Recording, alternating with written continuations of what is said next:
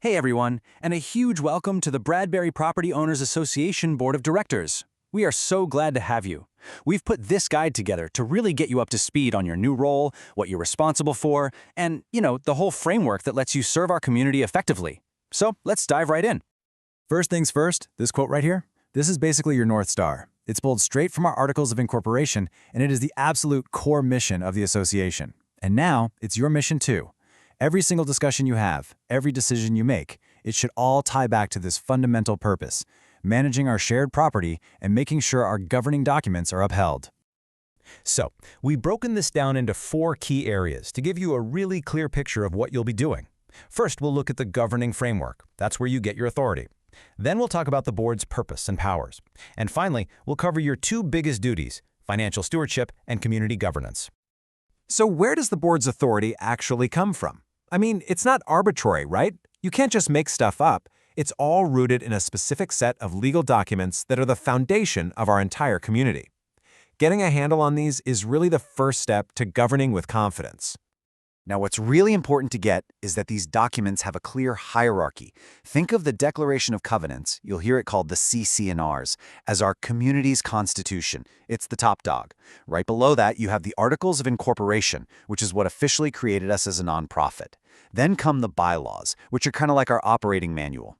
And at the bottom, you've got resolutions and rules, which are the specific policies the board puts in place for day-to-day stuff. And here's the key. If there's ever a conflict, the document higher on this list always wins.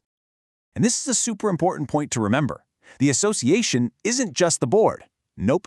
It's the actual legal nonprofit corporation that includes every single homeowner in Bradbury. As a board member, you've been elected by all of them, your neighbors, to manage the business of this corporation on their behalf. Okay, so now that we've got the governing framework down, let's talk about how that translates into what you actually get to do. This next part is all about the specific tools and powers these documents give you to manage the association. These are your primary functions, your toolkit, basically.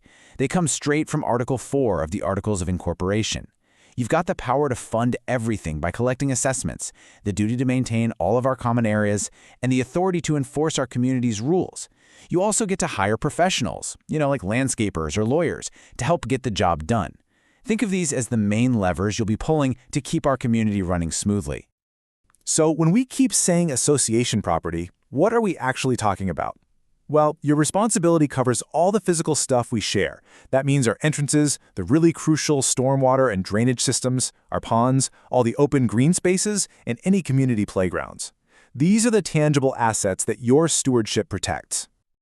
All right, let's switch gears and talk about something absolutely crucial, the money. One of your most important responsibilities is overseeing the financial health of our association. This means managing the budget, making sure our bills get paid, and collecting the assessments that fund everything we do. This brings us to a key number in our financial policy, one you'll want to remember, $25.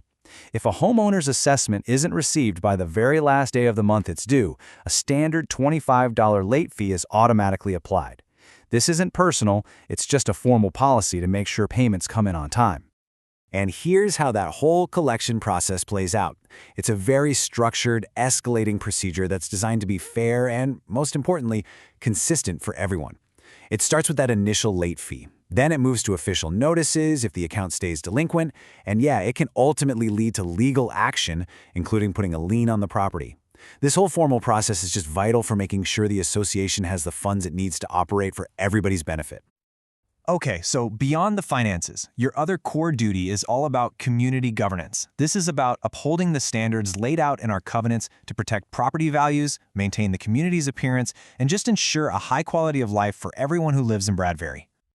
And here you can really see the scope of that responsibility.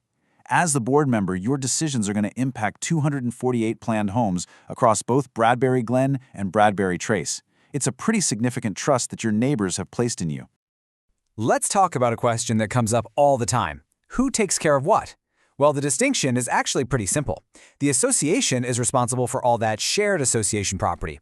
The individual homeowner, on the other hand, is responsible for maintaining their own home and their own lot, keeping it in good shape and looking neat and attractive. This clear line in the sand is really key to our community's upkeep.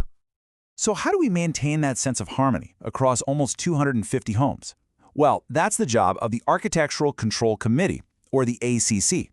The board actually appoints the members of this committee, and their job is to review any proposed exterior changes to a home to make sure they align with the community's overall aesthetic. So what happens when standards aren't being met? Well, the board does have the authority to enforce the covenants. The process usually involves sending out notices, and if it comes to it, holding a hearing before any fines are ever imposed. But here's the most important thing to remember. The goal is always compliance. It is never about punishment.